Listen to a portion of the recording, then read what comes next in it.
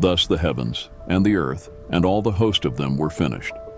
And on the seventh day God ended his work which he had done, and he rested on the seventh day from all his work which he had done.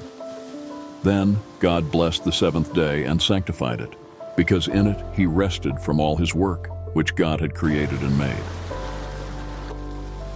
This is the history of the heavens and the earth when they were created, in the day that the Lord God made the earth and the heavens, before any plant of the field was in the earth, and before any herb of the field had grown.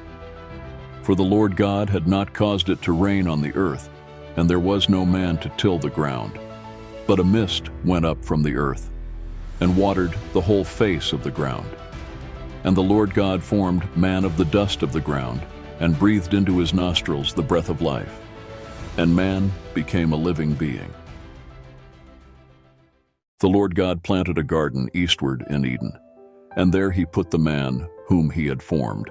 And out of the ground the Lord God made every tree grow that is pleasant to the sight, and good for food. The tree of life was also in the midst of the garden, and the tree of the knowledge of good and evil. Now a river went out of Eden to water the garden, and from there it parted and became 4 riverheads. The name of the first is Pishon. It is the one which skirts the whole land of Havilah, where there is gold, and the gold of that land is good. Bdellium and the onyx stone are there. The name of the second river is Gihon. It is the one which goes around the whole land of Cush. The name of the third river is Hiddekel. It is the one which goes toward the east of Assyria. The fourth river is the Euphrates. Then the Lord God took the man and put him in the Garden of Eden to tend and keep it.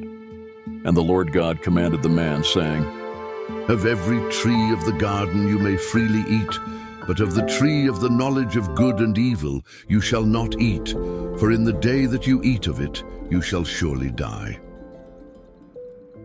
And the Lord God said, It is not good that man should be alone. I will make him a helper comparable to him. Out of the ground the Lord God formed every beast of the field and every bird of the air, and brought them to Adam to see what he would call them. And whatever Adam called each living creature, that was its name. So Adam gave names to all cattle, to the birds of the air, and to every beast of the field. But for Adam there was not found a helper comparable to him.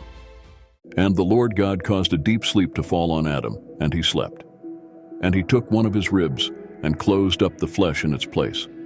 Then the rib which the Lord God had taken from man he made into a woman, and he brought her to the man. And Adam said, This is now bone of my bones and flesh of my flesh. She shall be called woman, because she was taken out of man.